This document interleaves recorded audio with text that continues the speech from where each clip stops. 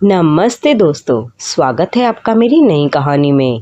रिया और अर्जुन की शादी का दिन आ गया था। पूरा घर रोशनियों से चमक रहा था। रिया के पिता जो एक मामूली नौकरी करते थे, उन्होंने अपनी पूरी जिंदगी की कमाई जमा पूंजी इस शादी में लगा दी थी। उनकी बेटी जैसे खुश रहे। बारात दरवाजे पर आई और सबने अर्जुन का स्वागत बड़े धूमधाम से किया। रिया लाल जोड़े में परी जैसी लग रही थी और उसके दिल में नए घर के लिए बहुत अरमान थे।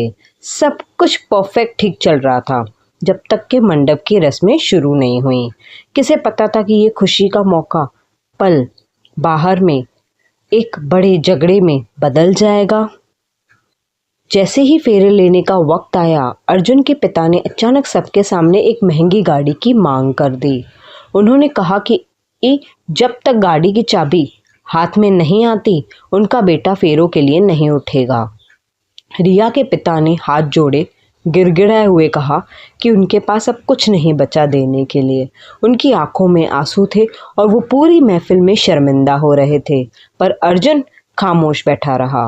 अर्जुन ने अपने बाप को रोकने की जगह उनका साथ दिया और कहा, ये तो उनका हक है देने का।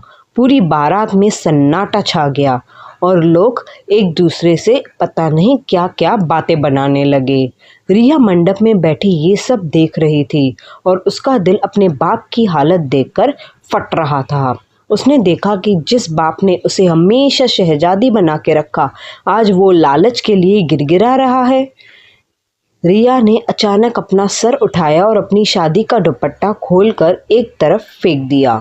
उसने सबके सामने कहा, ये शादी नहीं होगी क्योंकि मुझे एक मर्द चाहिए, ना ही कोई बिकाऊ सामान। उसने अर्जुन को साफ कह दिया कि जो मर्द अपने बाप के लालच को नहीं रोक सकता, वो मेरा साथ भी क्या देगा। रिया की हिम्मत देखकर सब हैरान हो गए, सब शॉक्ड हो गए क्योंकि उसने अपने बाप का साथ दिया, पिता का साथ दिया। रिया ने अपने पिता का हाथ थामा और उन्हें जमीन से उठाया, उनके आंसू पोंछकर कहा कि वो बोझ नहीं है। उसने अर्जुन और उसके परिवार को उसी वक्त घर से बाहर निकलने का हुक्म दिया और बारात वापस भेज दी। लोग कहने लगे कि एक लड़की की जिंदगी खराब हो जाएगी, पर रिया ने उन्हें जवाब दिया कि धोखेबाज के साथ रहने से बेहतर है अकेली रहना। उसने साबित कर दिया कि बेटियां कभी अपने बाप की इज्जत का सौदा नहीं होने देती। उस दिन एक बेटी ने दिखाया, असली दहेज संस्कार और हिम्मत होती है, पैसा या गाड़ी नहीं होती। 5 घंटे के बाद रिया पूरे मोहल्ले में एक मिसाल बनी थी और उसके बाप का सर फकर से ऊंचा हो गया। अर्जुन और उसका परिवार शर्मिंदगी के मारे किसी को मुंह दिखाने के काबिल नहीं रहा क्योंकि उनका लालच सबके सामने आ गया। रिया ने अपनी पढ़ाई पूरी की और एक अच्छी नौकरी शुरू की थी जहां उसे अपनी मेहनत से सब कुछ मिला। ये कहानी हमें ये सिखाती है कि रिश्ते लालच पर नहीं बल्कि इज्जत और बराबरी पर बनने चाहिए। अगर कोई आपके बुजुर्गों की इज्जत नहीं करता तो वो आपके प्यार के काबिल भी नहीं होता।